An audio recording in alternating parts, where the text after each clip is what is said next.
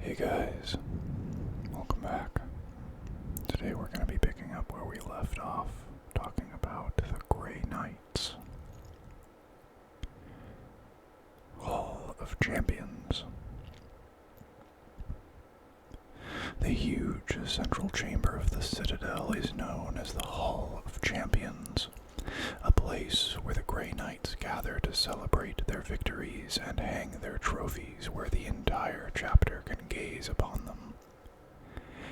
Statues of ancient heroes and glorious grand masters look down upon all who enter the hall, their silent stone stairs speaking of great heroism and impressive victories. 10,000 years of triumphs and trials against demonkind are recorded on the walls of the chamber, spelled out in torn, bloody banners, rune-encrusted skulls, and the fragments of shattered swords. Each statue, artifact, and icon represents a terrible campaign or crusade, often still stained with the gore of those creatures that were banished, and those that died in the banishing. Paladins frequent the Hall of Champions more than any other members of the Grey Knights. These great and glorious warriors gather here to honor their ancestors and their peers, relating deeds past and present in solemn rituals dedicated to the Emperor. It is considered right and just that the new generation of heroes should stand to account under the stony gaze of the old. During these ceremonies, battle brothers will speak to the statues of the champions, offering up oaths and binding vows to prove themselves worthy. On rare occasions, these acts of devotion seem to elicit a response. The chamber darkens and torches gutter as if caught in a sudden wind, and the shadows playing across the faces of the statues bring the carvings to life. What a battle brother sees in those cold stone faces is for him alone to know. The Hall of Champions is not just a place to honor heroes past, but also heroes present. When the Grey Knights defeat a great foe or mark an important event in their history, this is where they will congregate. Over the centuries, the hall has echoed countless times to the sounds of Grey Knight battle brothers reflecting on their victories. After cleansing the demonic forge world of Chepram II and slaying its demon magi, the Grey Knights gathered in the hall, hanging the 13 twisted iron masks of the magi on the wall to mark their triumph. When the Grey Knights sealed the Void Well on Capulos, ending the 1001 days of night, they brought back a fragment of the jade capstone used to close the breach as a symbol of their victory. Perhaps one of the greatest trophies of the Hall of Champions is the skull of Remnants. That would be a place where editing failed them. Perhaps one of the greatest trophies of the Hall of Champions is the skull of Remnants, the demon Raja of Nalu. Remnants was one of the few creatures to penetrate the outer circles of the Ib world maze. Fear of the demon reaching the sacred heart of Ib prompted the Grey Knights into a long and costly battle to vanquish the demon. For a year, an entire brotherhood of the chapter hunted Remnants' minions through the labyrinthine streets of Ib, vanquishing his lieutenants and casting down the cults raised in his name. When at last the Grey Knights defeated the demon prince, they bound his spirit to his skull. Since that day, Remnants has hung on the wall of the Hall of Champions, bound with wards and glyphs, as scores of acolytes endlessly chant the spells that keep the demon imprisoned. From his vantage point upon the wall, the Remnath is forced to watch the triumphs of his foes and their victory rituals while he seethes with hatred and silently howls within a prison of bone and sorcery.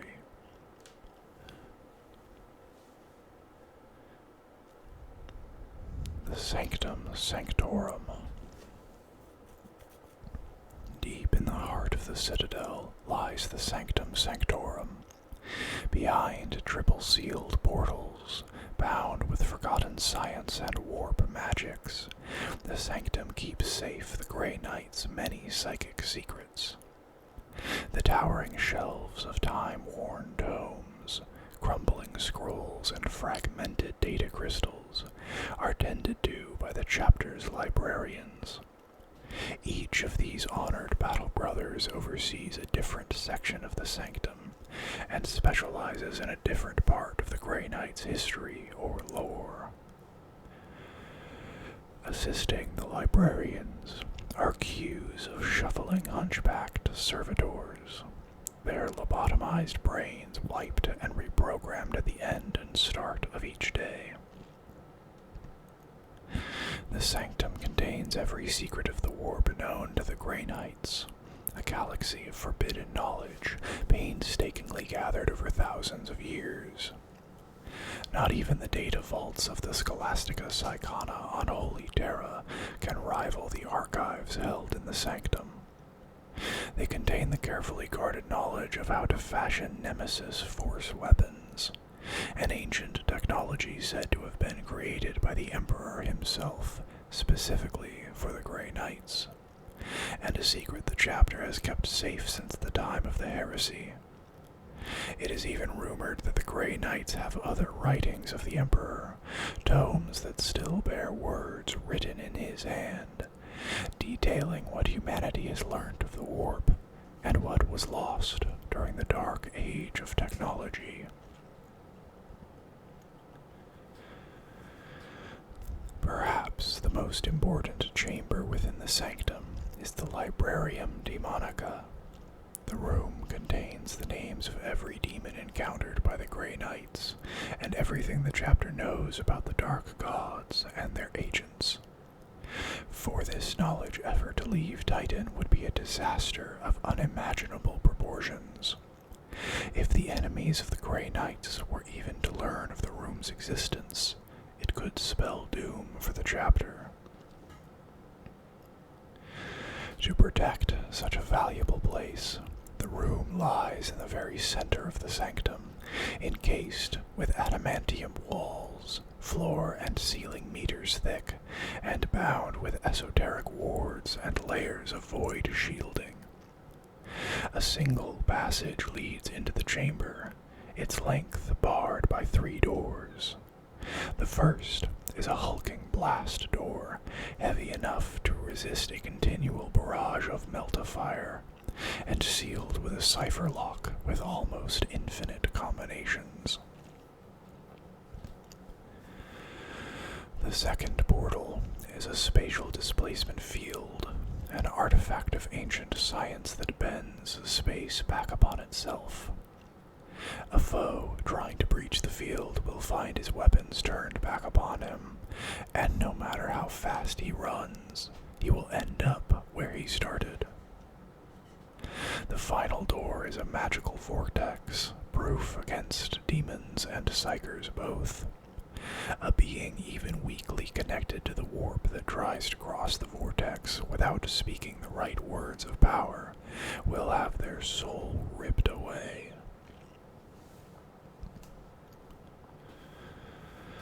Before each of these doors, a Grey Knight librarian kneels in meditative silence, resting his arms upon the pommel of his blade until someone draws near, at which point he will rise to his feet, ready to strike.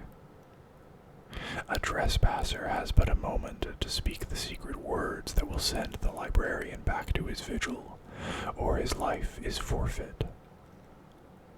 The Guardian Librarians are specially chosen for their single-minded dedication and know not to trust the appearance of any that come before them, whether or not they wear the guise of a Grey Knight, or even the face of a dear brother.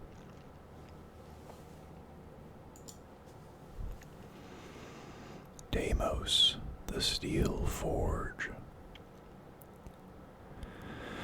The war needs of the Grey Knights call for a constant supply of ammunition and ordnance.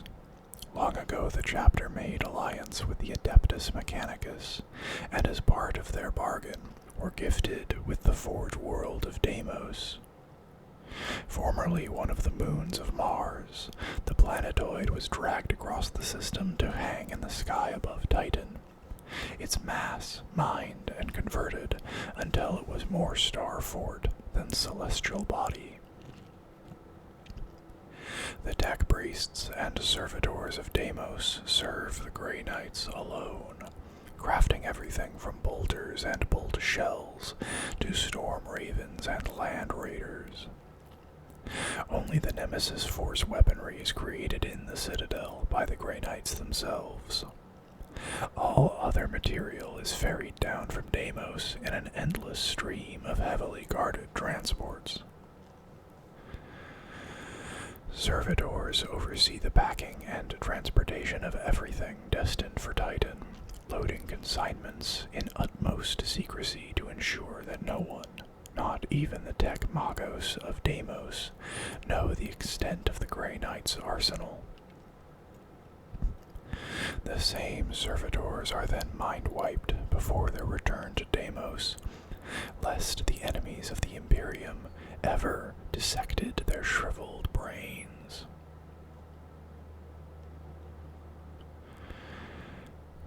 Broadsword Station.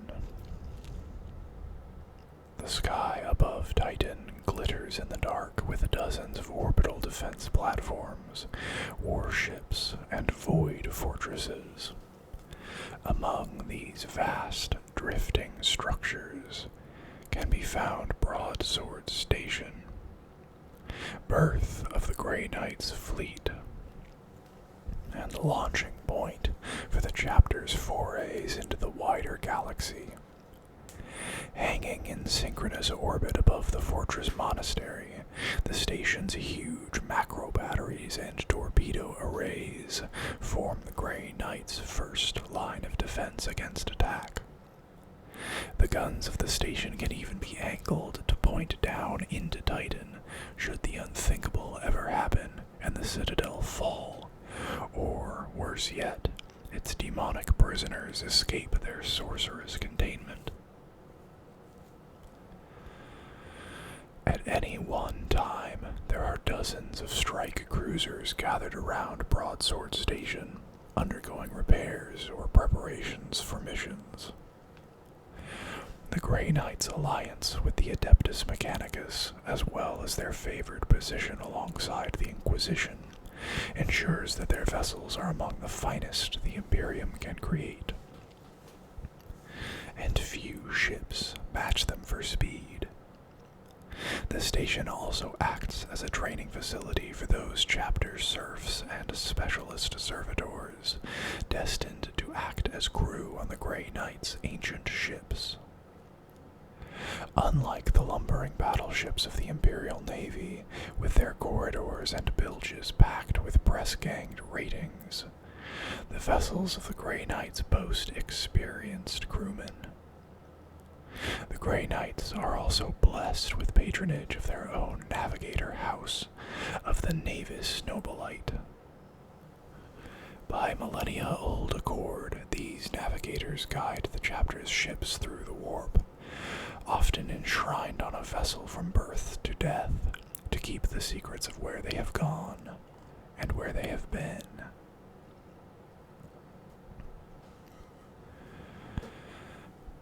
Chapter Organization.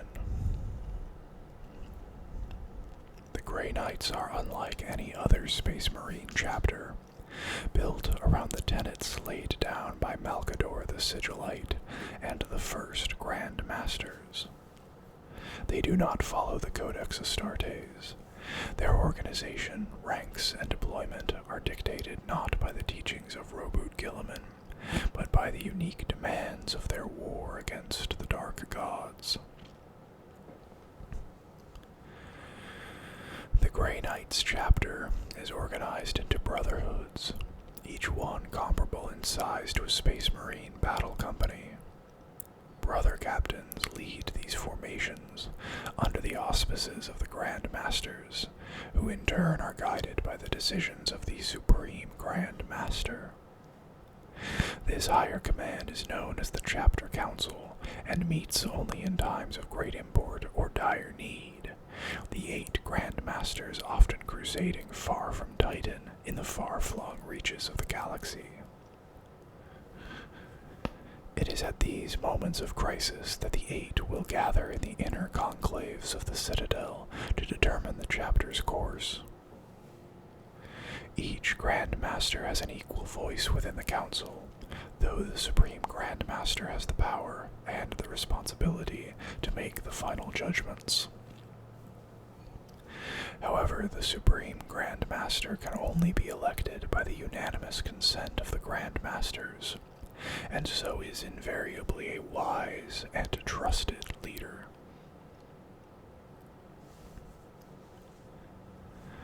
The Brotherhoods. Each brotherhood contains roughly 100 battle brothers divided up into the various squads and formations of the chapter. These each fall into several broad categories, focused on the different fighting methods and specialized war gear used by the Grey Knights. During his career, a battle brother of the chapter will take on many different roles, from serving in the Terminator Squads with Blade and Stormbolter, to the more lightly armored Strike Squads, or heavily armed Purgation Squads. It is the responsibility of a Grey Knight to become skilled in all of the weapons used by the chapter, just as he must hone his psychic powers into a mystic blade with which to cut down warp spawn. All battle brothers are trained in the use of every piece of war gear and armor possessed by the chapter. Thus it is possible for a battle brother to serve in different squads from one mission to the next. The formations within a brotherhood fall into 4 main categories. Terminator Squads. Grey Knight Terminator Squads are the mainstay of the chapter. Heavily armored warriors armed with storm bolters and a variety of Nemesis Force weapons. These formidable warriors are always at the forefront of any Grey Knight's attack. These are also the first weapons a battle brother must master when he completes his initial training, learning to move in the bulk of Terminator armor with speed and grace, while wielding his Nemesis Force weapons like an extension of his arm. That the standard troops of the Grey Knights utilize the finest weapons and armor of the Imperium is a testament to their elite status and the perilous nature of the foes they face. In battle, Terminators excel in shock assaults and cracking open enemy defenses, their armor proof against most attacks, while their complement of heavy weapons proves deadly at close range. Interceptor and Strike Squads. Interceptor squads utilize the chapter's highly advanced personal teleporter technology, and only the mind of a Grey Knight is strong enough to withstand the punishment of constant teleportation that an interceptor must undertake. In those moments when the battle brother steps through the warp, his mind is his only shield, holding back the sea of madness boiling around him. Strike squads are rapid assault formations. Equipped with power armor and Nemesis Force swords, they are the rapier to the Terminator Squad's hammer. Deployed via precision teleportation strikes, they lead the way for those that will come after, laying down homing beacons and securing remote or difficult-to-reach objectives. Purgation Squads. interrogation squads are similar to the Devastator squads of other Space Marine chapters, using heavy weapons to lay down a punishing wall of fire. Armed with incinerators, silencers, and psi cannons, they cut down their foes from a distance, allowing the Terminators to close in for the kill. Justicars and Dreadnoughts. Justicars are the sergeants and leaders of the Grey Knights squads, acting as a focus for their warriors' arcane powers. It takes a powerful mind to lead Grey Knights in both battle and psychic unity, and only the most adept battle brothers rise to this honored rank. Rare and precious, the chapter's dreadnoughts serve with their brothers as needs require. The mortally wounded hero within held between life and death so he might serve the chapter still. This is a fate no warrior seeks, however, one they will accept willingly if called upon to do so. Purifiers and Paladins. The Purifiers stand apart from the Brotherhoods, each one chosen for his extraordinary psychic might that they use to project cleansing fire into their foes. These stalwart battle brothers, usually numbering fewer than 50, reside in the Chambers of Purity. Under the sole command of the Supreme Grand Master, rather than any Grand Master, they are deployed as and when their specialist skills are needed. The Paladins are an order of the chapter's martial elite. They are the champions of the Grey Knights, called upon by the Supreme Grand Master when he requires his best warriors to take the field. Numbering close to 100 battle brothers and supported by the most ancient of the chapter's dreadnoughts, the Paladins seldom fight as one. Rather, they are usually dispatched in small numbers to support individual brotherhoods. And that is where we are going to bring this video to an end. I hope you guys enjoyed it. If you did, please consider liking the video and subscribing to the channel.